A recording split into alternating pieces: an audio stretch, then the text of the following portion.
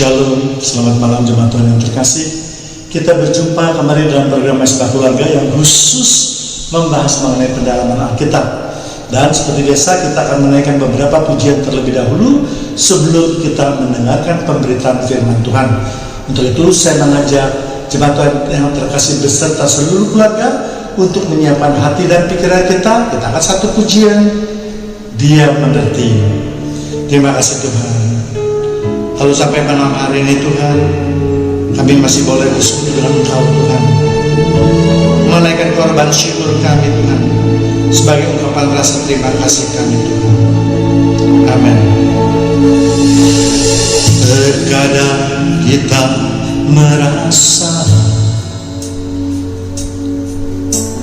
tak ada jalan terbuka,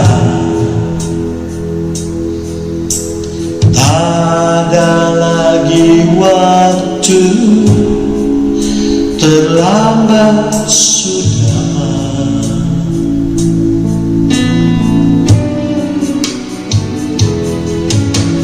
Tuhan tak pernah berdusta, Dia selalu pegang janjinya. Bagi orang percaya, mujizat nyata. Mari kita persuarakan hati kita. Dia mengerti, Dia peduli persoalan yang sedang terjadi. Dia mengerti, Dia peduli persoalan yang kita alami. Hanya satu yang Dia minta, agar kita percaya sampai mujizat menjadi nyata.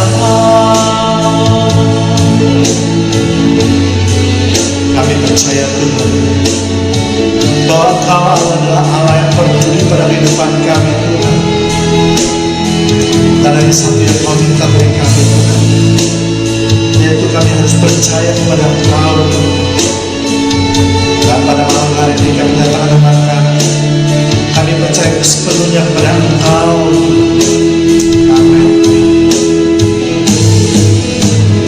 Dia mengerti, Dia peduli persoalan yang sedang terjadi. Dia mengerti, Dia peduli persoalan yang kita alami. Hanya satu yang Dia minta, agar kita percaya sampai mujizat menjadi nyata. Satu yang Dia minta, agar kita percaya sampai mujizat menjadi nyata.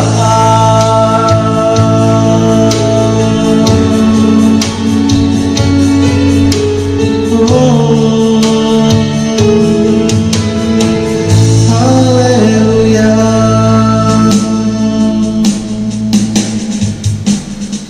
Mari kita siapkan hati kita untuk mendengarkan pemberitaan firman Tuhan. Mampirlah dengar doaku ya Tuhan.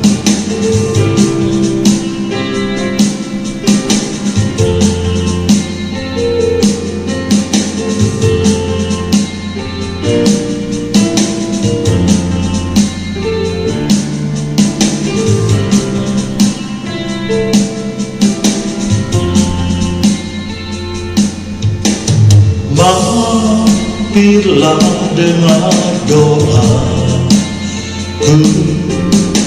Yesus Ngebut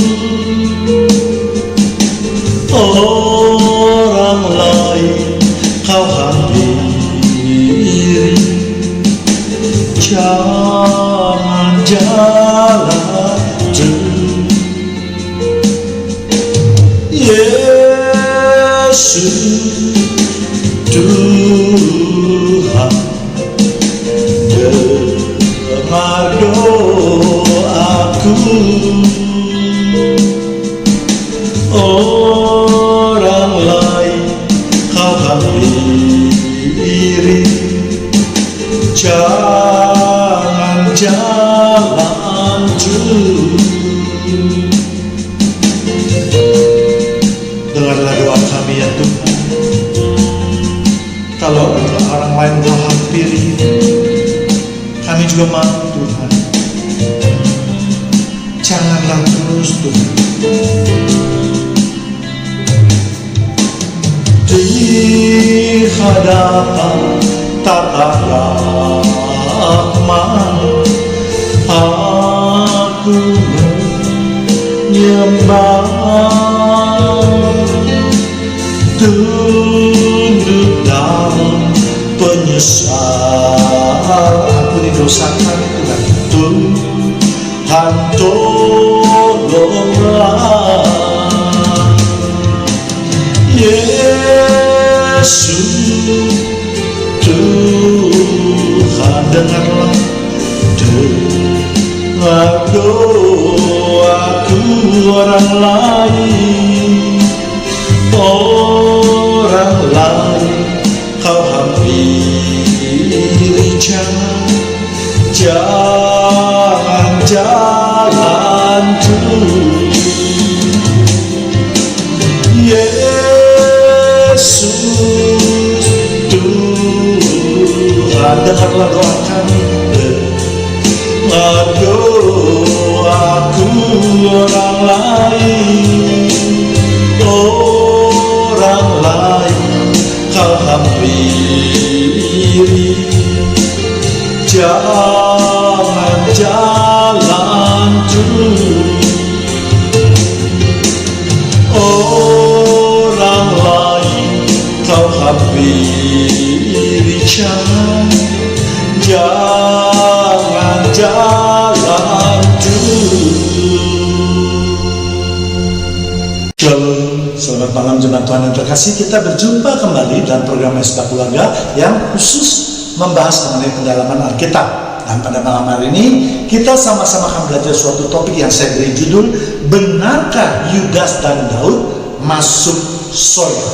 Namun sebelumnya kita akan berdoa terlebih dahulu. Puji syukur kami naikkan pada malam hari ini Tuhan, sebagai ungkapan rasa terima kasih kami Tuhan atas penyertaan Tuhan, atas kebaikan Tuhan, atas berkat-berkat yang Tuhan curahkan pada kami Tuhan. Malam ini kami mau buka hati dan pikiran kami untuk firman-Mu yang menjadi tuntunan hidup kami Tuhan. Berfirmanlah melalui hamba-Mu yang hina ini Tuhan, sebab tanpa penyertaan Tuhan, hamba-Mu tidak dapat berbuat apa-apa. Dalam nama Tuhan Yesus kami sudah berdoa dan mengucapkan syukur. Mari sama-sama yang siap untuk menerima kebenaran firman Tuhan, kita katakan amin. Akhir-akhir ini yang menjadi ramai di media sosial karena minimal ada 2 channel apologet Kristen yang membahas mengenai masalah ini, yaitu apakah Yudas dan Daud masuk ke dalam surga ya. Saya tentu tidak akan masuk ke dalam perdebatan yang tidak bermanfaat tersebut, tetapi saya ingin memberikan edukasi kepada jemaat Tuhan yang terkasih apa yang dikatakan Alkitab mengenai hal ini ya. Sebab channel tersebut saya yakin ditonton oleh banyak orang Kristen, dan saya juga yakin penontonnya yang orang Kristen itu tidak banyak pula yang mendalami firman Tuhan. Yang saya takutkan adalah bahwa mereka nanti begitu percaya mengambil saya pendapat daripada 2 apologet tersebut yang saya rasa memang tidak memberikan edukasi yang baik ya. Jadi pada kesempatan ini saya hanya menghimbau kepada apologet Kristen, ya lebih baik kalian kalau memang tidak bisa atau tidak mau mendalami firman Tuhan, lebih baik tidak memberikan pendapatnya. Sebab pendapat Anda itu bisa menyesatkan banyak jemaat orang Kristen, ya. Sebenarnya mengenai Yudas ini pernah juga saya buat videonya. Untuk itu bagi jemaat Tuhan yang ingin menambah pengetahuannya dan dapat mencari di video lain yang saya beri judul Yudas Pasti Masuk Neraka, ya. Dan dalam video ini pun saya akan melengkapi video yang sudah lalu, ya. Alasan yang dikemukakan adalah bahwa Yudas menyerahkan Yesus dalam keadaan dipengaruhi iblis, ya. Dan mereka beranggapan bahwa kalau perbuatan seseorang itu dipengaruhi oleh iblis, maka manusia tersebut atau orang yang dipengaruhi oleh iblis tersebut tidak dapat dimintai pertanggungjawabannya, ya. Ya, dengan demikian maka mereka beranggapan bahwa Yudas dibebaskan dari dosa, ya.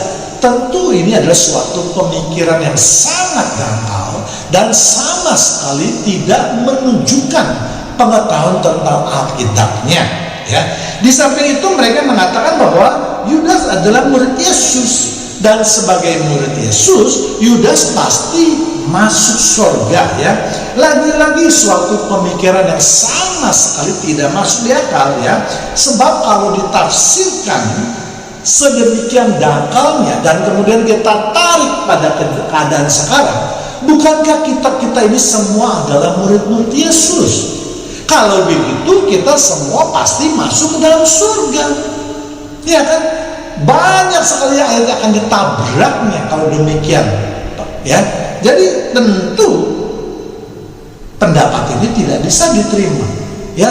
Pendapat-pendapat yang demikian ini merusak iman kekristenan, jelas saya katakan, ya. Baik, itu pembukaan dari saya, dan sekarang kita akan memasuki pembahasan mengenai apakah seseorang itu bisa masuk surga, ya. Apa landasannya atau pola pikirnya bahwa kita dapat menentukan seseorang itu bisa masuk surga atau neraka.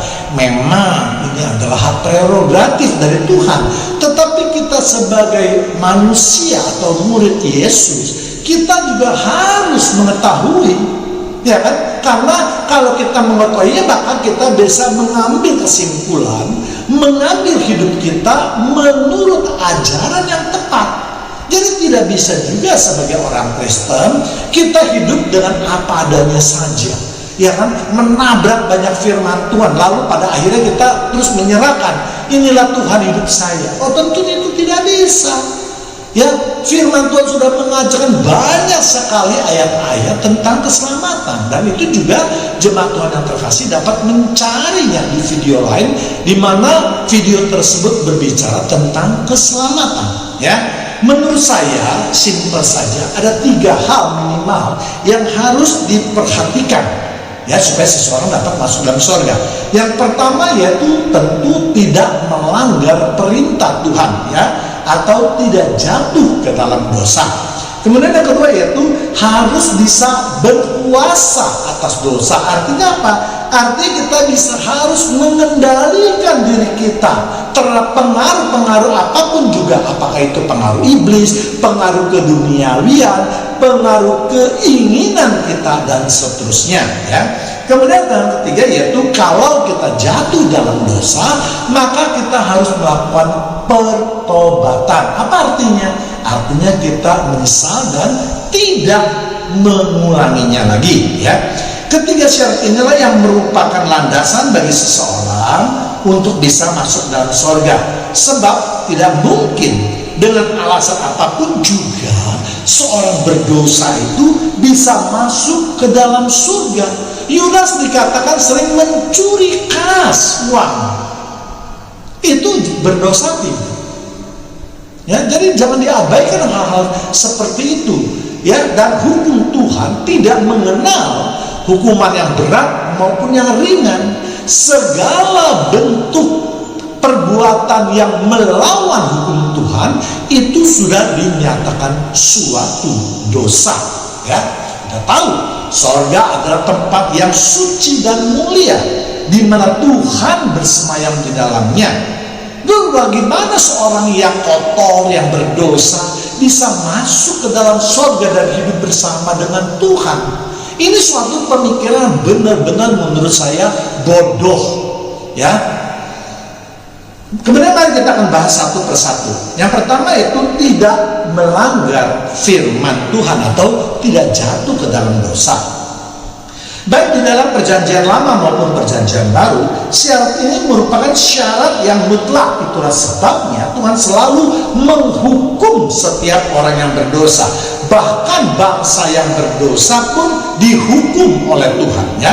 Dimulai yang pertama yaitu dari dosa Adam dan Hawa, ya, yang jatuh ke dalam dosa, ya. Walaupun Hawa tentu bisa dikatakan dipengaruhi oleh iblis atau dibujuk oleh iblis, ya, tetapi tetap Tuhan menghukum orang-orang yang berdosa. Ayo kita tahu Adam dan Hawa dihalau dari Taman Eden, ya, sehingga mereka tidak bisa lagi masuk ke Taman Eden yang kudus itu, ya. Bahkan Tuhan juga menghukum Adam dengan bekerja keras sampai seumur hidupnya. Hawa juga melahirkan akan mendatangkan kesakitan yang luar biasa, ya. Termasuk iblis, ular itu pun dihukum oleh Tuhan, ya. Dia akan berjalan dengan perutnya dan makanannya adalah debu. Jadi jemaat Tuhan yang terkasih, jangan mempercayai orang-orang yang banyak sekarang ini di YouTube asal cuap-cuap saja tanpa bisa memberikan suatu pendalaman Alkitab, suatu landasan hukum di mana mereka boleh mengambil kesimpulan. Mereka mengambil kesimpulan dengan menafsirkan dengan seenaknya saja, dengan, ya, katakanlah sesuai dengan keinginan mereka, dan tentu ini akan merusak keimanan orang Kristen. Bahkan juga nanti akan menjadi bahan tertawaan orang-orang di seberang sana, ya kan? Mereka mengatakan, oh, orang Kristen enak, ya, boleh mencuri, boleh berkhianat, terus juga masuk surga katanya, ya. Kemudian yang kedua, Kain pun ketika membunuh Habel, dia dihukum oleh Tuhan, dia diusir dari tanah kelahirannya, ya. Kemudian kita lihat juga manusia-manusia yang dikatakan seenaknya mengambil perempuan-perempuan cantik untuk dijadikan istrinya. Dengan kata lain, misalnya mereka boleh berzina dengan seenaknya. Apa hubungan mereka? Tuhan mendatangkan air bah, membinasakan seluruh umat manusia pada waktu itu, kecuali keluarga Nuh, ya. Bahkan demikian juga dengan kota Sodom dan Gomora yang dihancurkan oleh Tuhan karena perbuatannya sudah melewati batas hukum Tuhan. Jadi seharusnya dengan beberapa contoh yang sudah saya katakan tadi, jelas kita sebagai manusia yang waras tidak bisa menerima bahwa Yudas masuk surga. Jadi hati-hati jemaat Tuhan yang terkasih. Memang saat ini kita banyak sekali mendengarkan firman Tuhan, yang beribadah melalui online dan seterusnya, ya. Namun kita juga harus berhikmat di dalam mendengarkan pendalaman Alkitab, terutama yang tadi saya katakan, apologet yang selama ini hanya bisa berdebat usir, itu tidak boleh atau jangan diambil pendapat mereka, ya. Biarlah mereka itu berdebat usir dengan orang-orang di luar Kristen, tetapi juga saya minta mereka jangan juga membahas mengenai pendalaman Alkitab, karena mereka sama sekali tidak mempunyai pengetahuan yang mumpuni mengetahui Alkitab untuk mentafsirkan sesuatu ayat, ya. Dan kalau kita lihat masih banyak contoh-contoh yang dapat kita dapatkan di dalam perjanjian lama, misalnya Saul yang tidak taat, ya, ini juga adalah suatu dosa. Akhirnya Tuhan mengambil kerajaan yang diserahkan kepada Daud. Demikian juga Daud yang merancangkan kematian suami Batsheba, yaitu Uria orang Het itu, dan seterusnya. Banyak sekali contohnya, ya. Jadi itulah beberapa contoh yang menggambarkan bahwa orang berdosa itu pasti dihukum Tuhan, bukan yang dimasukkan ke dalam surga. Ini benar-benar otaknya tidak jalan sama sekali, ya. 1 Yohanes 3 ayat 4, setiap orang yang berbuat dosa melanggar juga hukum Tuhan, sebab dosa adalah pelanggaran hukum Allah.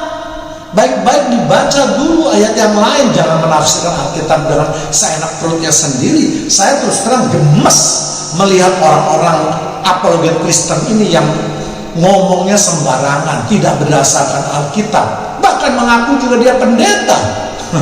Iya kan? Aduh, ini benar-benar merusak orang Kristen, mempermalukan orang Kristen, ya.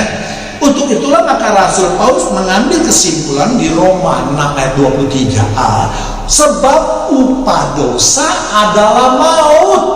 Upah dosa bukan masuk ke dalam surga, tapi upah dosa adalah maut. Dan maut di sini berulang kali di dalam video saya menjelaskan bahwa maut di sini jangan ditafsirkan hanya mati, sebab setiap orang akan mati. Tetapi maut di sini harus ditafsirkan adalah kehidupan di neraka, kehidupan di dalam api kekekalan. Ya, paham ya? Ya. Untuk itulah seseorang itu tidak cukup kalau hanya membaca Alkitab saja, atau mendapatkan ayat yang tertulis dalam Alkitab lalu dengan pengertiannya sendiri menafsirkan ayat tersebut. Ini jelas sesat, saya katakan. Tidak boleh. Segala penafsiran kita ini harus dibangun berdasarkan hukum-hukum Tuhan. Kalau pendapat itu tidak dibuat atau tidak berlandaskan dengan hukum-hukum Tuhan, maka hukum atau penafsiran yang dilakukan itu harus diabaikan, jangan didengar. Ya, karena saya khawatir sekali, banyak sekali, ya, terutama anak-anak muda kita, orang-orang Kristen yang malas membaca Alkitab, tetapi mereka lebih senang belajar Alkitab dengan melalui YouTube. Memang tidak salah, tetapi harus sangat hati-hati, otaknya juga dipakai gitu loh. Kalau Anda mendengarkan video saya, Anda juga harus kritis, pakai otak Anda, pikir apakah tadi alasan-alasan atau penafsiran saya lakukan itu berdasarkan Alkitab atau bukan. Ya kan, jangan hanya mengambil saja suatu pendapat karena dia senang, karena penafsiran itu bersifat bombastis. Ya, sekarang banyak sekali orang Kristen yang senang loh dengan ajaran Kristen yang bisa bombastis, bisa bisa menyebabkan kehebohan gitu loh, ya. Mereka senang sekali, padahal mereka tahu atau mungkin tidak tahu bahwa itu adalah sesat. Ya, sungguh amat disayangkan, ya. Kemudian yang kedua adalah harus bisa berkuasa atas dosa, ya. Artinya jangan kita lemah terhadap si jahat, ya, yang selalu mencoba merasuki pikiran jahat kita dengan pikiran-pikiran iblis, ya. Sebab firman Tuhan mengatakan di Kejadian 4 ayat 7, apakah mukamu tidak berseri jika engkau berbuat baik? Tetapi jika engkau tidak berbuat baik, dosa sudah mengintip di depan pintu. Ia sangat menggoda engkau, ya. Tetapi engkau harus berkuasa atasnya. Jadi firman Tuhan dengan jelas mengatakan bahwa kita sebagai orang-orang percaya harus berkuasa atas iblis, atas si jahat. Jangan kita menuruti daripada si jahat, ya.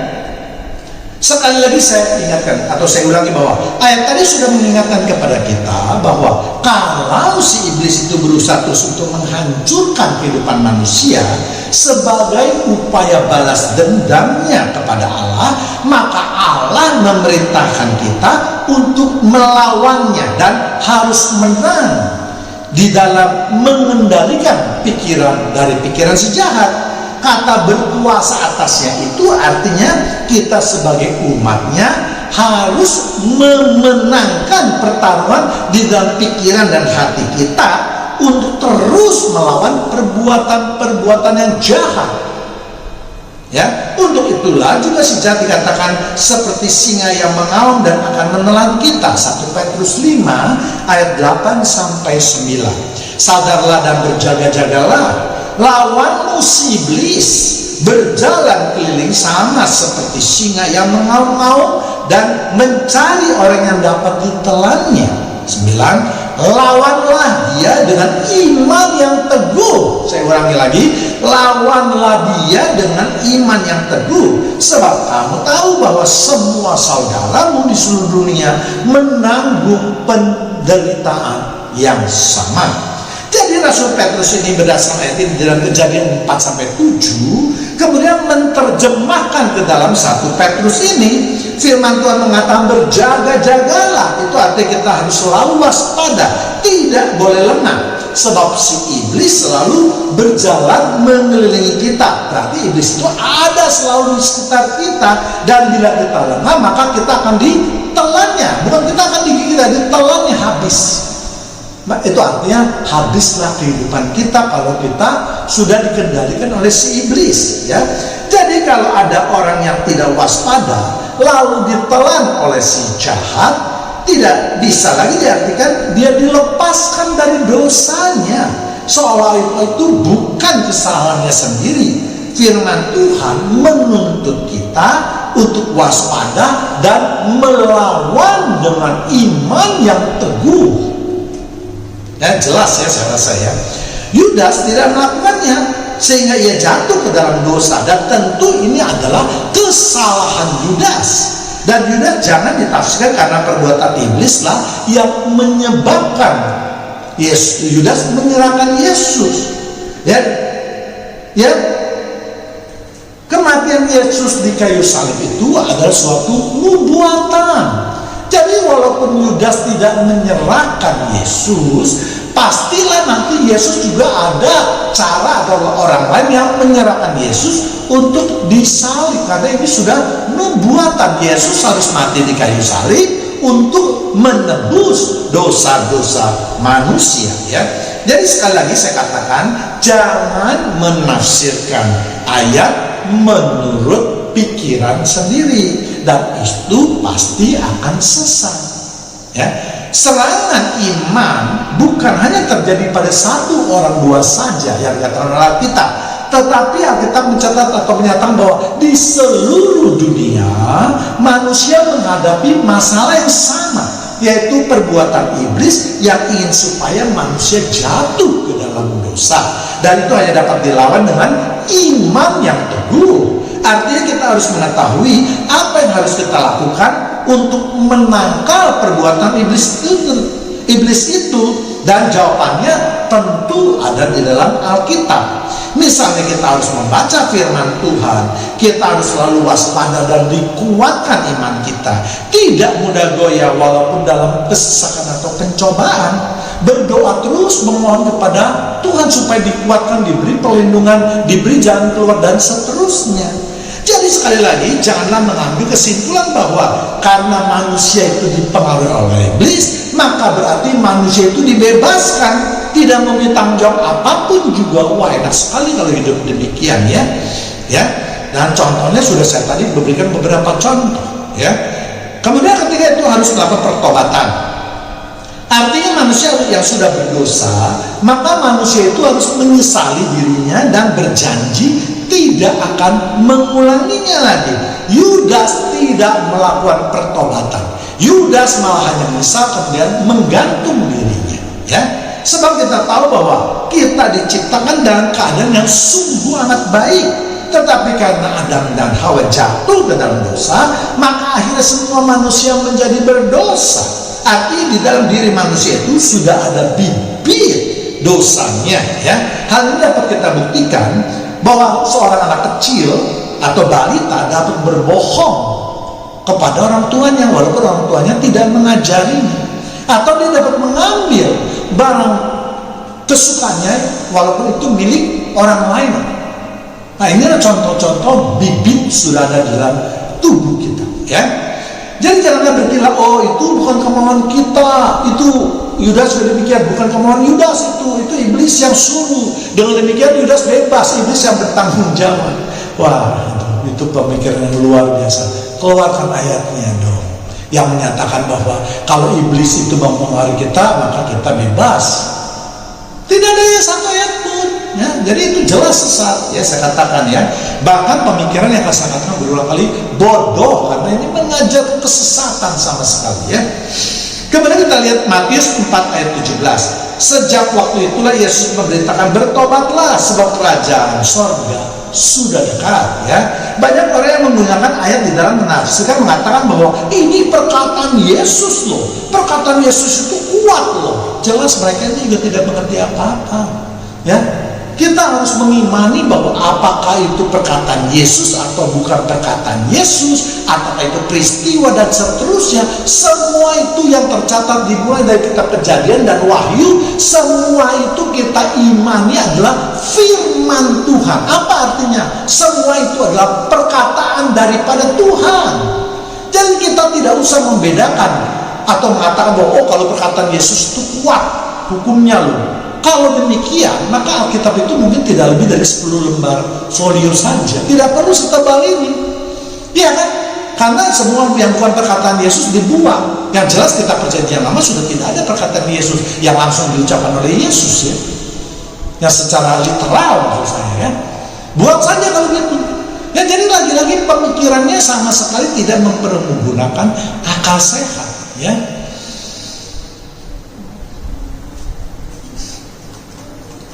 Kemudian kita lihat, jadi pertobatan itu juga diserukan oleh Yesus. Kalau kita melihat pertobatan itu memang ada perbedaan di dalam Perjanjian Lama dan Perjanjian Baru ya. Di dalam Perjanjian Lama ya, seperti yang ditulis di dalam kitab Imamat, bahwa setiap manusia berdosa harus menebus dosanya dengan curahan darah, yaitu dengan korban bakaran ya. Sedangkan dalam Perjanjian Baru, Yesuslah yang merupakan anak domba Allah yang menebus dosa-dosa kita ya. Ibrani 9 ayat 12. Dan ia telah masuk satu kali untuk selama-lamanya ke dalam tempat yang kudus, bukan dengan membawa darah anak domba jantan dan darah anak lembu, tetapi dengan membawa darahnya sendiri, dan dengan itu ia telah mendapatkan kelepasan yang kekal. Ya, jadi untuk menghapus dosa atau menembus dosa itu hanya dapat dilakukan dengan tercurahnya darah. Ya, jika tidak ada darah yang tercurah sebagai upaya untuk pembayaran dosa, maka manusialah yang akan binasa. Ya, Ibrani 9 ayat 22. Dan hampir segala sesuatu disucikan menurut hukum Taurat dengan darah. Ya, dan tanpa pertumpahan darah tidak ada pengampunan. Ya, sekali lagi di dalam kitab Perjanjian Baru ya, banyak orang menuliskan ayat-ayat yang menurut sebagian orang yang tidak mengerti dikatakan bahwa ajaran para rasul itu sebenarnya merupakan suatu pijakan atau landasan yang tidak kuat. Jelas mereka tidak mengerti ya. Kalau mereka mengerti, jelas mereka akan tahu. Seperti misalnya dalam contoh di Ibrani 9 ini merupakan aplikasi dan pemikiran daripada para rasul untuk menebus dosa di zaman Perjanjian Baru yang dilandaskan pada kitab Imamat ya. Jadi pertumpahan darah, dan orang di luar Kristen yang mengatakan bahwa mengapa Yesus itu harus mati di kayu salib, harus menumpahkan darahnya, harus ditusuk lambungnya. Mereka tidak mengerti karena mereka berdasarkan pemikiran kita. Nah, kita sebagai orang Kristen harus mengerti bahwa sejak daripada Perjanjian Lama sudah ditentukan bahwa untuk menebus dosa manusia harus ada curahan darah. Kalau tidak ya manusia itulah yang akan mati. Ya, jadi hukum-hukum di dalam Perjanjian Baru itu tidak asal diucapkan oleh para rasul. Ingat, mereka juga orang-orang Yahudi yang pandai ya dalam hukum Taurat ya. Sedangkan di dalam Perjanjian Baru Tuhan Yesus sudah menghapuskan setiap dosa orang manusia ya, yaitu dengan curahan darahnya. Namun Tuhan Yesus juga mengingatkan bahwa sebelum dosa manusia itu dihapuskan, maka manusia itu harus melakukan pertobatan ya. Dengan mendapatkan 3 pengertian tadilah, maka kita sekarang lebih mudah. Kita sudah memiliki suatu pedoman atau gambar atau pegangan bahwa yang bisa masuk surga harus memenuhi 3 kriteria tadi minimal, ya. Jadi, ya kalau menurut saya bahwa Yudas jelas tidak memenuhi ketiga syarat tersebut, sehingga dengan demikian maka Yudas pasti masuk ke dalam neraka. Kita akan kupas ya, ada dua alasan orang-orang tadi yang menyatakan bahwa Yudas pasti masuk surga ya. Yang pertama yaitu dikatakan Yudas dipengaruhi oleh iblis ketika menyerahkan Yesus, yaitu Yohanes 13 ayat 27. Dan sesudah Yudas menerima roti itu, ia kerasukan iblis. Maka Yesus berkata kepadanya, apa yang hendak kau perbuat, perbuatlah dengan segera. Jadi perkataan Yesus yang mengatakan apa yang hendak kau perbuat, perbuatlah segera, jangan diartikan bahwa itu adalah perintah Yesus. Bodoh kalau yang mengartikan secara literal seperti itu. Tetapi kalimat tersebut diungkapkan rasa kecewa Yesus kepada Yudas. Karena apa? Karena Yesus sudah berulang-ulang kali menyatakan bahwa Yudas, kamu akan berbuat dosa. Tapi Yudas tetap tidak mau imannya, menguatkan imannya, mengontrol kuasa kegelapan. Malah dia membiarkan dirinya untuk dirasuki oleh si iblis. Ya. Kalau kita membaca di Yohanes 13 ayat 21 sampai 30, maka kita harus mengerti terutama pada ayat yang 21. Yohanes 13 ayat 21, setelah Yesus berkata demikian, ia sangat terharu lalu bersaksi, aku berkata kepadamu, sesungguhnya seorang di antara kamu akan menyerahkan aku. Atau dipertegas lagi dengan Yohanes 13 ayat 26, jawab Yesus, dialah yang kepadanya aku akan memberikan roti sesudah aku mencelupkannya. Sesudah berkata demikian, ia mengambil roti, mencelupkannya dan memberikan kepada Yudas anak Simon Iskariot itu. Jadi Yesus sudah mengingatkan minimal 2 kali kepada Yudas bahwa Yudas, kamu harus hati-hati. Yudas, kamu akan jatuh dalam dosa. Yudas, kamu akan dirasuki atau dipengaruhi oleh si iblis. Tapi Yudas tidak mau menuruti perkataan Yesus, tidak mau berjaga-jaga dia. Ya. Jadi ternyata teguran Yesus ini tidak membuahkan hasil. Artinya Tuhan sudah mengingatkan Yesus, sudah mengingatkan Yudas bahwa dia akan jatuh ke dalam dosa, namun Yudas tetap berniat menjalankan niat jahat yang apa? Dia ingat 30 keping perak ya. Mengapa hal tersebut terjadi? Karena Yudas tidak beriman kepada Yesus. Yudas tidak berniat sungguh-sungguh menjadi murid Yesus, tetapi Yudas mempergunakan posisinya yaitu sebagai pemegang kas hanya untuk mencuri uang kas. Jadi dalam pikiran Yudas itu hanya uang pada waktu itu. Dia pikir, wah dia sudah mendapatkan 30 perak daripada orang Yahudi, jadi dia harus menyerahkan Yesus. Itulah niat jahatnya yang kemudian dipakai oleh iblis untuk menyerahkan Yesus kepada tentara Romawi ya. Ya, kemudian alasan yang kedua yaitu bahwa karena Yesus memilih Yudas sebagai murid katanya ya. Lukas 6 ayat 26, Yudas anak Yakobus, dan Yudas Iskariot yang kemudian menjadi pengkhianat. Ya. Firman Tuhan mengatakan Yudas sebagai pengkhianat. Kalau pengkhianat bisa masuk surga, mari kita semua menjadi pengkhianat ya. Berkhianat terhadap Tuhan loh ya. Masuk surga, yuk sama-sama kita jadi pengkhianat. Bodoh sekali pemikiran orang-orang seperti itu ya. Lukas 6 ayat 12 sampai 16 memberikan gambaran siapa saja yang dipilih oleh Yesus menjadi murid Yesus, dan Yesus juga mengetahui bahwa Yudas adalah seorang pengkhianat. Yang menjadi pertanyaan adalah kalau Yesus sudah tahu Yudas ada seorang yang jelek karakternya, mengapa Yesus tetap memilih dia ya? Untuk mendapatkan jawabannya, maka jemaat Tuhan yang terkasih dapat mencari di video saya yang lain yang saya beri judul Mengapa Yesus Memilih Yudas ya.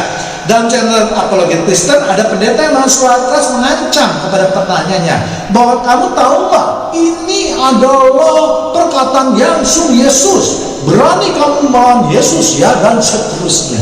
Aduh, sungguh bukan suatu perbuatan yang bisa menjadi panutan ya. Seorang hamba Tuhan yang mengaku pendeta, yang mengaku apologet Kristen, tetapi dengan kasarnya menjawab pertanyaan-pertanyaan yang diajukan oleh seorang penanya.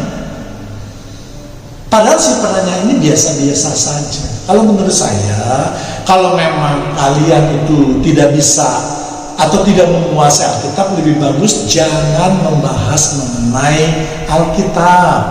Jangan menantang orang-orang Kristen untuk bertanya. Nah, ketika ditanya, kamu gak bisa jawab, kamu marah. Emosi yang kamu tumpahkan. Kamu menutupi kebodohan kamu dengan amarah. Dua dosa kamu itu. Apapun alasan kamu, ingat loh, Tuhan melihat isi hatimu. Ya, kamu boleh cuap dengan macam-macam alasan di YouTube. Ya, tetapi Tuhan melihat isi hatimu. Apakah kamu bisa menjawab pertanyaan itu, atau kamu tidak bisa lalu menyerang si penanya? Kalau tidak, ya tutup saja. Ya kan, channelnya katakan di sini tidak bisa untuk membahas mengenai firman Tuhan. Selesai. Ya kan, kamu berapologetlah melawan orang-orang Islam sana, berdebatlah sesuka hatimu. Kita nggak ambil pusing kalau itu. Tetapi ketika kamu membahas mengenai Alkitab dan salah, maka tugas kita sebagai orang-orang Kristen, sebagai pengkhotbah, kita harus meluruskan dia. Ya, jadi saya tidak menanggapi kalian punya sanggahan, tapi saya ingin meluruskan pendapat kalian, karena pendapat kalian itu jelas tidak benar, tidak ada landasan Alkitabiahnya, ya. Kemudian saya ingatkan juga, ya, sebagai pendeta, jangan pikir juga pasti masuk surga loh, ya kan, termasuk saya. Jadi kita tidak usah terlalu sombong, terlalu angku, atau mengatakan, wah saya ini hebat, 50 ayat bisa saya keluarkan ketika saya menghadapi suatu masalah di dalam Alkitab. Sungguh luar biasa. Saya katakan, saya bacakan ya, Matius 7 ayat 23 ya. Pada waktu itulah aku akan berterus terang kepada mereka dan berkata, aku tidak pernah mengenal kamu. Ya, nyala engkau daripadaku, kamu sekalian pembuat kejahatan. Ya, kamu tidak menjawab pertanyaan orang, kamu malah menghujat, membuli orang tersebut. Itu adalah kejahatan di mata Tuhan. Ya, jadi walaupun Yesus memilih Yudas sebagai murid, itu bukan berarti ada jaminan masuk surga bagi Yudas, ya. Tidak ada satu ayat pun yang menyatakan demikian. Kalau menjadi murid Yesus pasti masuk surga. Yang tadi saya sudah uraskan, kita sekarang kan juga murid Yesus, berarti kita juga pasti masuk surga. Kalau gitu, apa gunanya kita berbuat baik? Apa gunanya kita mempelajari Alkitab? Apa gunanya kita itu menuruti hukum Tuhan? Ya, tidak ada gunanya sama sekali semuanya itu. Ya, juga saya rasa kalau demikian, apa gunanya masa penghakiman? Orang semua orang percaya masuk surga kok. Ya, jadi pendapat-pendapat ini jelas bertentangan, dan banyak sekali ayat-ayat yang ditabraknya dengan pendapat yang demikian, ya. Lalu masalah itu diteruskan dengan di mana adanya 12 rasul yang menghakimi, yang terdapat di dalam Matius 19 ayat 28. Ya kan? Kata Yesus kepada mereka, aku berkata kepadamu, sesungguhnya pada waktu penciptaan kembali, apabila Anak Manusia bersemayam di tahta kemuliaannya, kamu yang telah mengikuti aku akan duduk juga di atas 12 tahta untuk menghakimi ke-12 suku Israel. Ya, kalimat akan duduk di atas 12 tahta itu untuk menghakimi ke-12 suku Israel jangan diartikan secara literal atau tertulis. Sebab kalau kita menafsirkan dengan sesuai dengan apa yang tertulis, nanti kita semua manusia yang mengikuti Yesus akan menjadi hakim dan duduk di tahta, dan tahta kita akan sama dengan tahta Yesus, berarti kita sama dengan Tuhan. Padahal jelas di dalam kitab Wahyu dinyatakan hanya ada satu tahta, bukan tahta-tahta. Ya, jauh ini jelas bukan suatu perkataan yang harus kita terjemahkan secara lurus atau harfiah.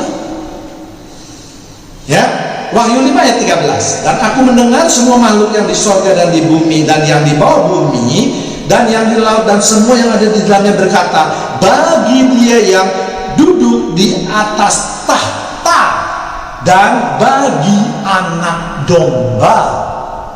Saya sudah pernah juga membahas mengenai tahta ini, cari juga di video saya yang lain mengenai tahta Yesus, apa 1 atau 2, ya kan? Adalah puji-pujian dan hormat dan kemuliaan dan kuasa sampai selama-lamanya. Jadi jelas dikatakan ya tadi bahwa hanya ada satu tahta saja, yaitu tahta bagi Anak Domba. Jadi jelas ya sekarang bahwa kalimat-kalimat di dalam Matius 9 ayat 28 tidak juga dapat diterjemahkan secara literal.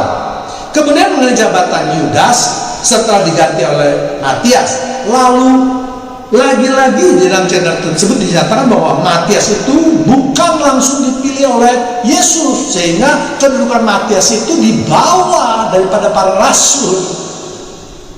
Aduh. Nah makanya inilah kalau membaca firman Tuhan dengan seenak perutnya sendiri menafsirkannya, jadi bisa kacau semuanya ya. Jadi mereka menganggap kalimat di dalam firman Tuhan itu kalah tingkatannya, seperti yang sudah saya bahas tadi ya, bahwa kalau perkataan Yesus itu paling teratas, kalau yang lain ke bawah, kalau cerita-cerita mungkin ketiga, kalau Mazmur mungkin keempat, kalau pengkhotbah mungkin di bawahnya. Aduh, repot kalau kita bicara sama orang yang memang tidak mengerti firman Tuhan ya. Untuk itulah makanya jangan berapologet dengan seenak perutnya sendiri. Kalau kamu berapologet dengan orang seberang, terserahlah ya, karena orang seberang itu juga tidak mengerti apa-apa ya. Jadi sekali lagi saya jelaskan bahwa di dalam channel tersebut saya ingatkan kepada jemaat Tuhan, bukan orang-orang yang mengetahui Alkitab jelas. Mereka hanya senang berapologet sebenarnya bersalah gitu ya. Ya senanglah berdebat kusir kalau menurut saya. Kalau berdebat apologet juga harus berdasarkan ayat di dalam Alkitab. Apologet artinya kan membela keimanan kita berdasarkan kitab suci kita. Ya kan, kalau mereka itu hanya berdiskusi ngalor ngidul, ya sebenarnya tidak tepat kalau dikatakan berapologet. Mereka hanya berdiskusi ngalor ngidul, ya sama seperti tingkatannya di warung kopi sana. Tidak bermanfaat sama sekali.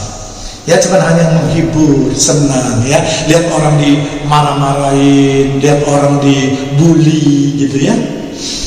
Oke. Kemudian kita lanjut lagi ya. Jadi jelas di antara mereka itu bukan orang-orang ahli Alkitab, tetapi mereka hanya mengaku menguasai Alkitab layaknya seperti Tuhan. Mereka sangat sombong dan angkuh, tidak mau membuka hati terhadap pendapat orang lain. Dan mereka merasa mereka adalah satu-satunya orang di dunia ini yang mengaku sebagai ahli Alkitab. Sungguh ironis ya, menjawab pertanyaan yang begitu mudah saja tidak bisa, tapi berkata dia, saya bisa menguasai 100 ayat menghadapi satu masalah. Mari berdebat siapa yang berani. Tapi ditanya berdebat mengenai Yudas masuk surga atau dalam masuk surga, langsung dijawab dengan marah-marah. Gimana itu? Ya kan? Saya meragukan, jangan-jangan di sampingnya itu sudah ada, ya kan, laptop yang begitu diketik mengenai apa langsung keluar semua ayat-ayat yang berhubungan dengan perbahasan tersebut, lalu dia dengan bangganya bisa. Sebab saya tinggal orang yang menghafal atau diberi karunia itu berkata-kata dengan hikmat, pasti Roh Kudus akan bertanggung jawab, pasti orang tersebut akan jauh mendalaminya, bahkan mungkin jauh lebih hebat daripada saya, karena saya tidak mempunyai kemampuan untuk menghafal 50 ayat atau 100 ayat ketika saya ditanya mengenai suatu masalah. Terus terang saja ya. Kemudian kita lihat, bahkan si penanya diberikan jawaban yang ngawur oleh pendeta BB ini, saya sebut saja supaya tidak ini, cari saja di YouTube itu ya, channelnya SP ya, pendetanya ngakunya BB gitu ya. Kisah 1 para Rasul 23 lalu mereka mengusung 2 orang, yaitu Yusuf yang disebut dengan Barsabas dan yang juga diberi nama Justus dan Matias. 24 mereka semua berdoa dan berkata, ya Tuhan, Engkaulah yang mengenal hati semua orang, tunjukkanlah kiranya siapa yang Engkau pilih dari kedua orang ini. Jadi para rasul tidak memilih Matias, tapi para rasul berdoa supaya Roh Kudus memberikan hikmat kepada mereka. Setelah mereka berdoa berhikmat, baru mereka secara bulat memilih Matias sebagai pengganti Yudas. Jadi janganlah Anda langsung berasumsi bahwa oh itu pilihan rasul. Jadi kalau pilihan rasul lebih rendah daripada pilihan Yesus, jelas kamu tidak mengerti dan tidak membaca Alkitab, tidak mempunyai iman. Ya, 25, untuk menerima jabatan perlayanan, yaitu kerasulan yang ditinggal oleh Yudas yang telah jatuh ke tempat yang wajar baginya. Jadi dalam ayat tadi para rasul berdoa meminta Tuhan sendirilah yang memilih di antara kedua nama tersebut, yaitu Barsabas atau Justus dan Matias, untuk menduduki posisi kerasulan, bukan posisi lain. Jadi ketika Matias itu sudah diangkat menjadi pengganti Yudas, dia sudah rasul. Jadi jangan lagi ditafsirkan macam-macam. Ya, jadi sebagai orang percaya kita tentu percaya bahwa doa para rasul itu akan mendapatkan jawaban dan pasti akan dikabulkan oleh Tuhan Yesus karena ini mengandung kebaikan. Ya, kita tahu doa yang mengandung kebaikan untuk mempermuliakan nama Tuhan 100% pasti dikabulkan. Kalau tidak percaya, belajar dulu tentang doa-doa mana yang bisa dikabulkan dan doa-doa mana yang tidak bisa dikabulkan. Apakah engkau lebih baik daripada para rasul? Ya. Jadi kalau ada orang yang meragukan kedudukan Matias, maka itu berarti mereka juga meragukan pilihan Yesus, karena mereka tadi sudah firman Tuhan sudah mengatakan atau meminta, tunjukkanlah kiranya siapa yang kau pilih dari kedua orang ini. Ya. Jadi kalau di dunia ini saja jabatan Yudas sudah tidak ada, apalagi jabatan di sorga. Ya, para murid Yesus termasuk yang menulis Injil ini, apakah doanya itu tidak didengar atau kurang manjur? Apakah doamu lebih manjur daripada mereka? Ya, mereka memilih Matias bukan atas kehendak sendiri, tetapi mereka berdoa terlebih dahulu, meminta pimpinan Tuhan Yesus atau Tuhan Roh Kudus, dan baru mereka menjatuhkan pilihannya. Ya. Kalau kita memperbandingkan kehidupan Yudas dengan Matias, tentu kehidupan Matias jauh lebih baik daripada Yudas. Ya, dia juga bukan orang sembarangan. Kita lihat di Kisah Para Rasul ayat 21. Jadi harus ditambahkan seorang dari mereka yang senantiasa datang berkumpul dengan kami selama Tuhan Yesus bersama-sama dengan kami. Jadi Matias ini walaupun pada waktu Yesus belum mati, dia ini selalu mengikuti para rasul dan juga Yesus. Pengetahuannya, pengalamannya dan semuanya itu sama seperti para rasul. Cuma hanya karena Matias tidak diangkat oleh Yesus, karena Yesus hanya mengangkat 12 murid sebagai perwakilan dari 12 suku Israel. Ya, jadi harus dipahami ini. Jangan mengatakan seakan-akan Matias itu orang entah dari mana gitu ya, tiba-tiba datang dan ditunjuk sebagai rasul. Ini otaknya nggak ada. Jelas ayatnya sudah menyatakan ya. Jadi sekali lagi penunjukan Matias itu berasal karena dia selalu mengikuti perjalanan Yesus sama seperti murid-murid yang lain, ya, sama percis ya. Dan sebagai orang percaya tentu kita harus percaya atau mengimani hal ini. Apa yang ditulis dalam Alkitab itu merupakan firman Tuhan, ya.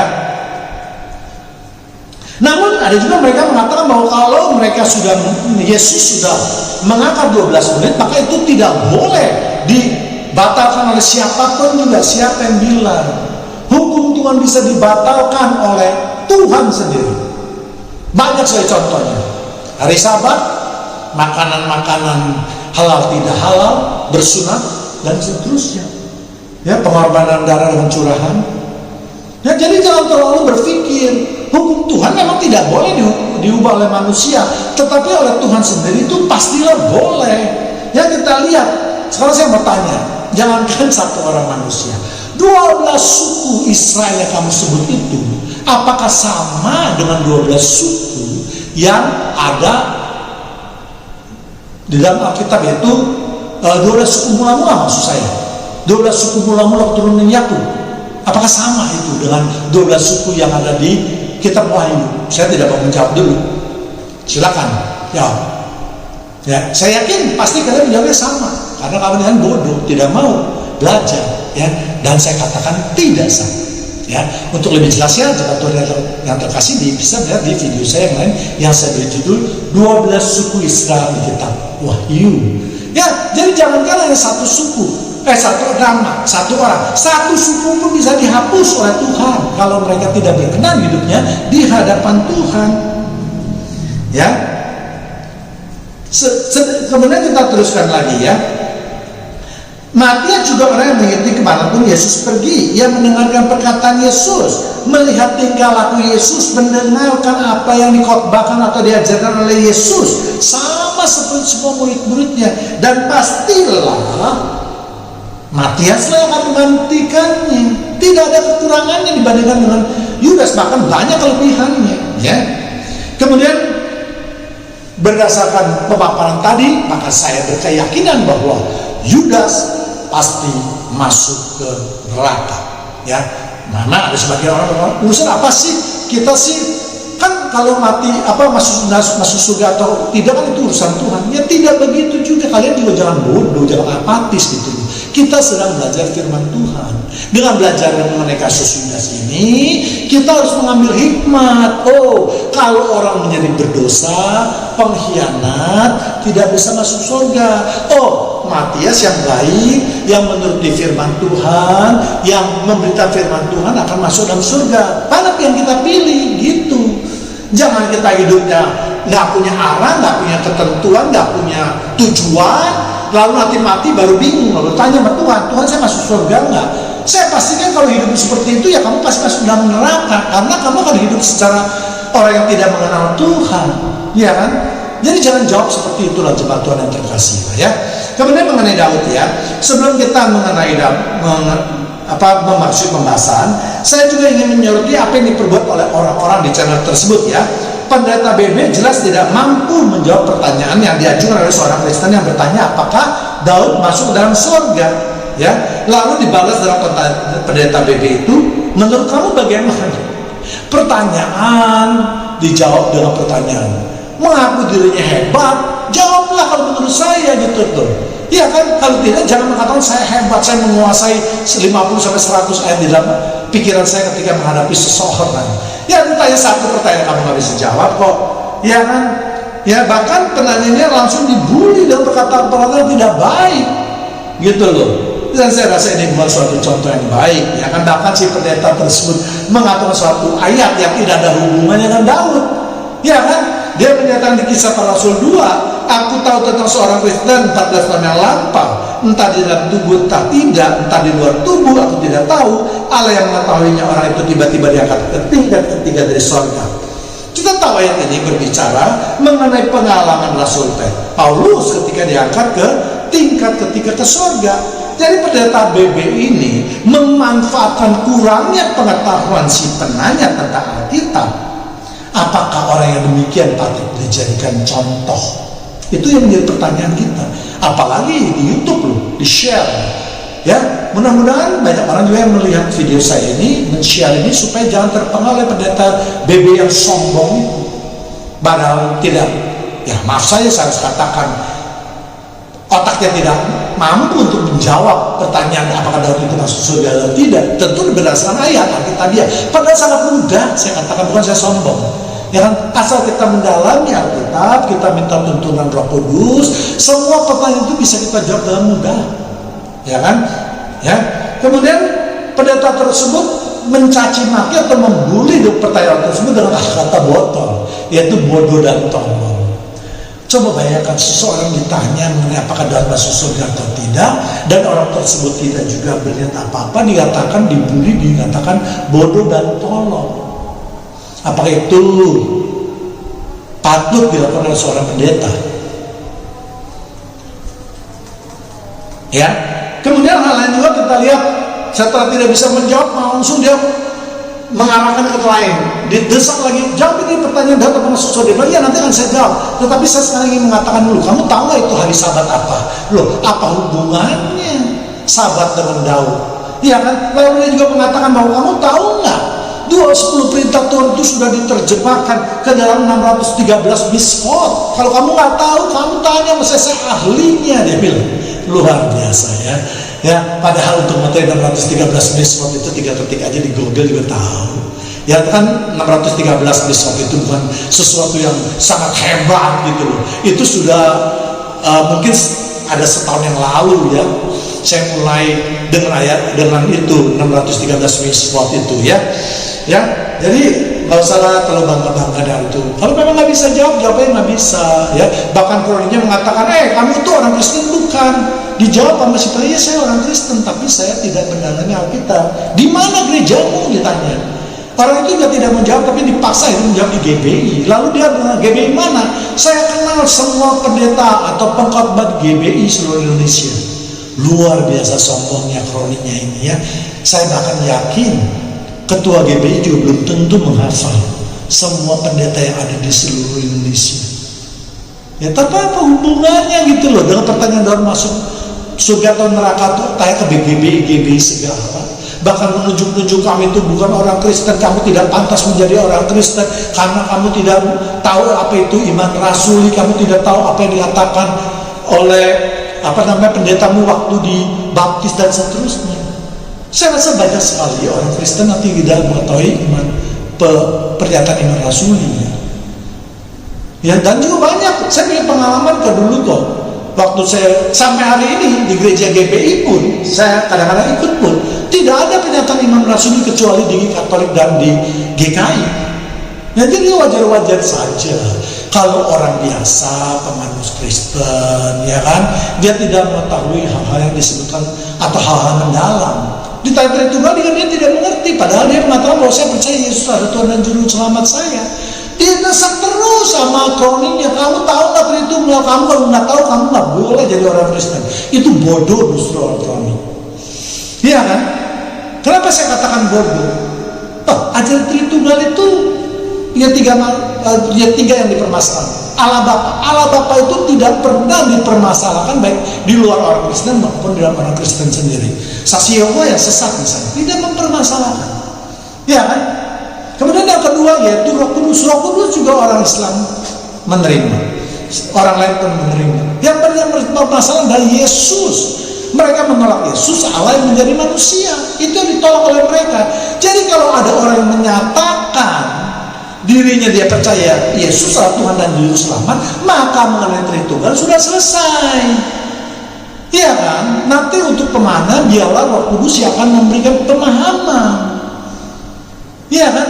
Nah, kalian yang katanya sudah hebat bahwa tidak mengerti, mendesak-desak secara teoritis. Kalau kamu berdiskusi mengenai teoritis mengenai teori Tritunggal, kamu diskusi sampai besok pagi tidak akan selesai. Ya, tidak akan selesai. Percaya sama saya. Makanya justru sampai hari ini itu terus menjadi perdebatan yang hebat. Ya, jadi saya rasa marilah itu, bahkan janganlah mengusir, ya kan. Orang kalau kamu tidak pantas menjadi Kristen, loh, Tuhan Yesus sendiri yang tidak mengusir dia, siapa kamu berani mengusir orang Kristen? Sungguh memalukan itu. Saya bilang itu, ya, Kristen menyatakan diri apologet, Kristen channelnya SP, pendetanya BB, memalukan menurut saya. Ya, muak saya melihat mereka itu. Kemudian kita lihat bagaimana mengenai Daud ini, ya.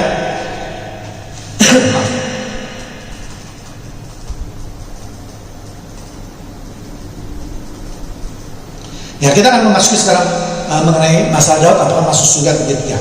Landasan saya tetap yaitu tiga masalah tadi, yaitu apakah Daud pernah berdosa? Kita jawab ya. Terutama ketika dia merancangkan pembunuhan suami Batseba itu Uria orang Het itu, ya kan?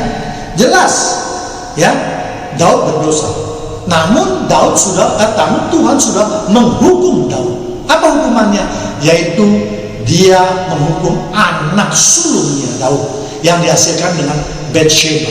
Kedua, kerajaannya tidak kekal, akan terjadi pertumpahan darah. Itu hukumannya, ya kan? Ya, kemudian yang kedua, apakah Daud berkuasa atas dosa? Jawabnya ya, karena Daud tidak melakukan berulang-ulang. Ya, jatuh dalam dosa adalah hal yang biasa bagi manusia. Untuk itulah Alkitab mencatat tidak ada seorang pun di muka bumi ini yang tidak berdosa kecuali Yesus. Ya, Pengkhotbah 7 ayat 20. Sesungguhnya di bumi tidak ada seorang yang saleh, yang berbuat baik dan tidak pernah berbuat dosa. Ketiga, apakah Daud bertobat? Ya, ketika Daud ditegur oleh Nabi Nathan, dia langsung bertobat. Dia langsung menyatakan penyesalannya kepada Tuhan, ya kan?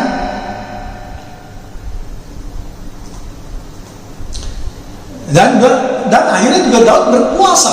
Dia berpuasa sampai anaknya meninggal dunia, ya, baru dia menyudahinya. Itulah pertobatan yang dilakukan oleh Daud. Daud tidak hanya kayak kita bertobat, ampuni dosa-dosa saya. Dia buka baju, dia duduk, dia tidak makan, dia tidak minum, dia tidur di lantai. Itu bentuk pertobatan Daud, ya. Namun kita juga akan melihat dari sisi fakta kehidupannya. Kita tahu bahwa Daud adalah seorang yang diurapi Tuhan. Allah juga yang memilih Daud untuk menjadi raja maupun pemimpin bangsa Israel. Di dalam kehidupannya Daud selalu bersekutu dengan Allah, ya, sehingga Daud dikenal sebagai seorang yang berkenan di hati Allah. 1 Samuel 13 ayat 14. Tetapi sekarang kerajaanmu tidak akan tetap. Tuhan telah memilih seorang yang berkenan di hatinya, dan Tuhan telah menunjuk dia sebagai raja atas umatnya, karena engkau tidak mengikuti apa yang diperintahkan Tuhan kepadamu. Ya, jadi Saul yang memang tidak, jadi Daud yang mempunyai hubungan yang baik dengan Allah. Artinya Daud berusaha keras dia untuk menjalani hidup sesuai dengan kehendak Allah, ya. Dan kalau kita ingin melihat bagaimana perilaku Daud dengan Tuhan dalam kehidupannya, maka dapat kita baca di kitab Mazmur. Jelas banyak itu kitab Mazmur, ya.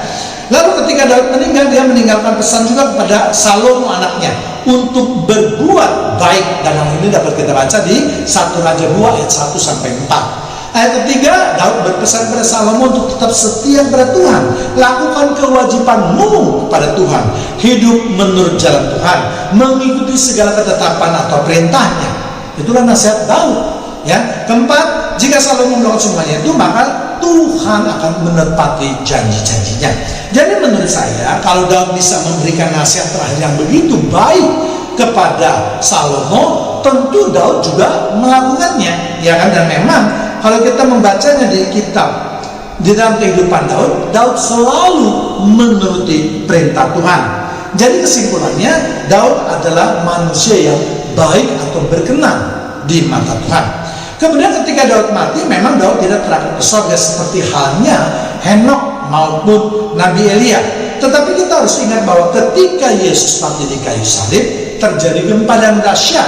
Maka Yesus kemudian membangkitkan orang-orang kudus yang mati, ya. Matius 27 ayat 52 sampai 53. Dan kuburan-kuburan terbuka dan banyak orang kudus yang telah meninggal bangkit. 53. Dan sesudah kebangkitan Yesus, mereka pun keluar dari kubur lalu masuk ke kota kudus dan menampakkan diri kepada banyak orang. Yang menjadi pertanyaan sekarang, apakah Daud termasuk orang kudus? Ya kan? Kata kudus ditulis dalam bahasa Yunani yaitu hagios. Ayat secara harfiah dapat diartikan sebagai orang yang dipisahkan atau dikhususkan. Dipisahkan untuk siapa? Tentu dipisahkan untuk Tuhan, ya. Tiap orang yang telah menerima keselamatan dalam Yesus Kristus telah dipisahkan dan itu dianggap sebagai milik kepunyaannya, ya. Titus 2 ayat 14. Yang telah menyerahkan dirinya bagi kita untuk membebaskan kita dari segala kejahatan dan untuk menguduskan bagi dirinya sebagai umat, suatu umat kepunyaannya sendiri yang rajin berbuat baik. Jadi Daud telah menyerahkan hidupnya bagi kemuliaan Tuhan dan berbuat baik. Dengan demikian pastilah Daud dipisahkan dari kehidupan orang-orang berdosa. Dengan demikian ketika Yesus bangkit dan membangkitkan orang-orang kudus, pastilah Daud salah satu di antara mereka, dan mereka masuk ke kota kudus yaitu Yerusalem baru atau tingkat ketiga di surga. Untuk lebih jelasnya atau mengertinya, maka jemaat Tuhan juga dapat melihat pada video yang lain yang saya beri judul Kemana Roh Orang Mati, ya. Lalu kita juga pasti tahu bahwa di surga yang dihuni oleh 144.000 dari 12 keturunan suku Israel. Wahyu 7 ayat 12. Dan aku mendengar jumlah mereka yang dimeteraikan itu 144.000 yang telah dimeteraikan dari semua suku keturunan Israel. Daud adalah keturunan dan salah satu pemimpin bangsa Israel dari suku Yehuda. Jadi tentu Daud akan masuk dalam surga karena telah diangkat dan dibawa oleh Tuhan Yesus masuk dalam kerajaannya.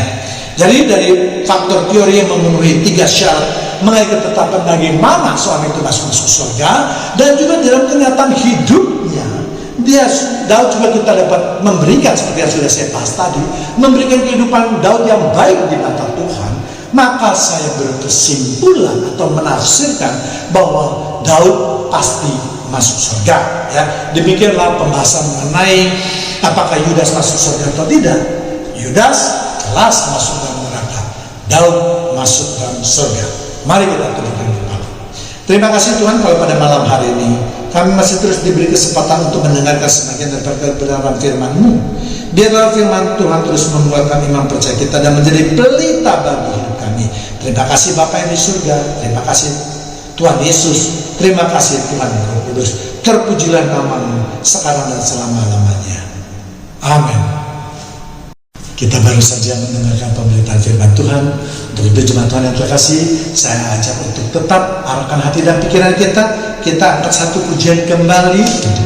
Bumi dan langit memuji Tuhan.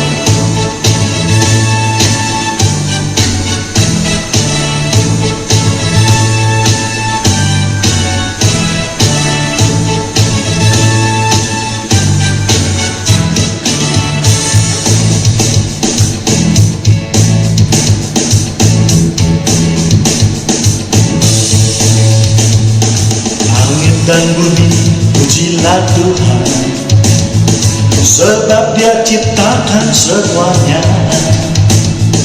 Keagungannya mengatasi langit bumi, sujud sembah di hadapannya.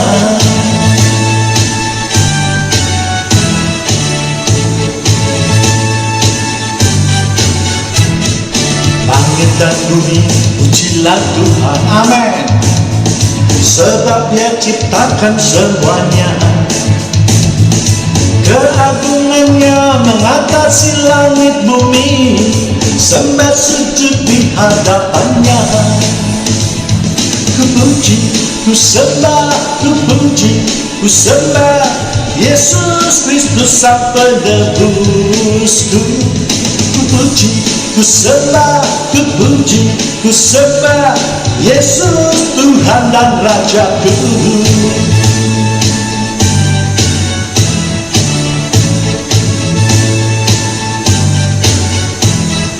Langit dan bumi pujilah Tuhan, sebab Dia ciptakan semuanya. Keagungannya mengatasi langit bumi, sembah sujud di hadapannya.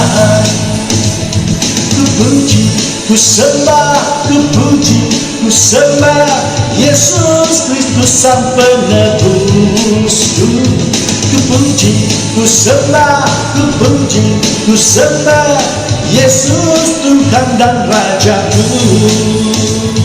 Ku puji, ku sembah, ku puji, ku sembah Yesus Kristus Sang Penebusku. Ku puji, ku sembah, ku puji, ku sembah Yesus Tuhan dan Rajaku.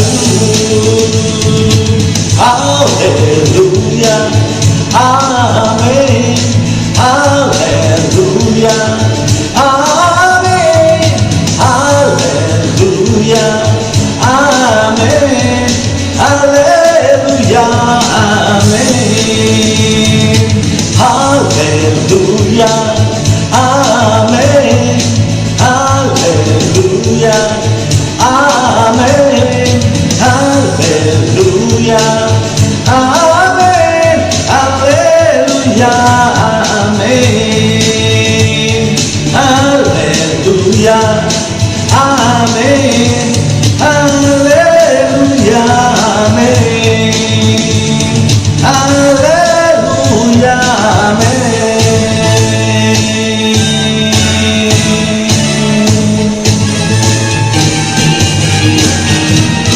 yang terakhir, jemaat yang terkasih, Allah itu baik.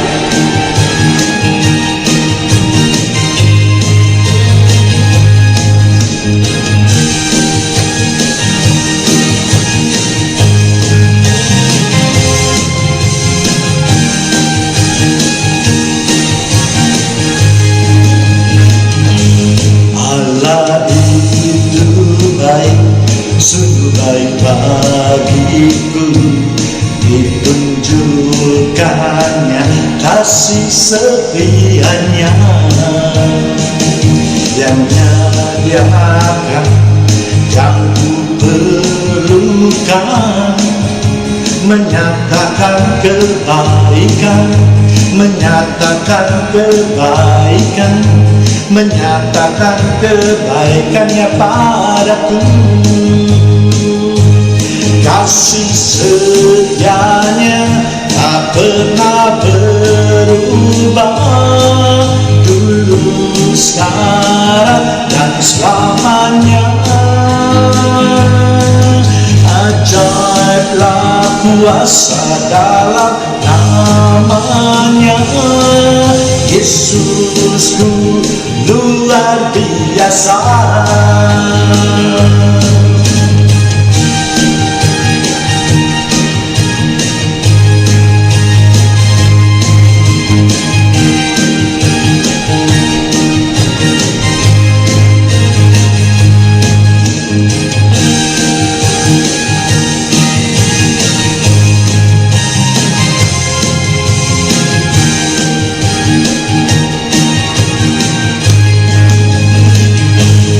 Allah itu baik, sungguh baik bagiku, ditunjukkannya kasih setianya.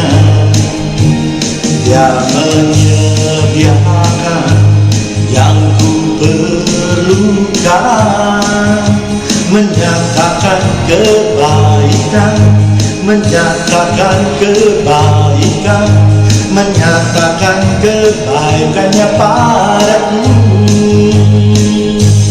Kasih setianya tak pernah berubah, dulu, sekarang, dan selamanya. Ajaiblah kuasa dalam namanya, Yesusku luar biasa. Kasih setianya tak pernah berubah, dulu, sekarang, dan selamanya. Ajaiblah kuasa dalam namanya, Yesusku luar biasa. Yesusku luar biasa. Demikianlah ibadah Mesbah Keluarga pada malam hari ini. Kita akan berjumpa kembali minggu depan, tentu pada jam yang sama. Tuhan Yesus memberkati kita semua.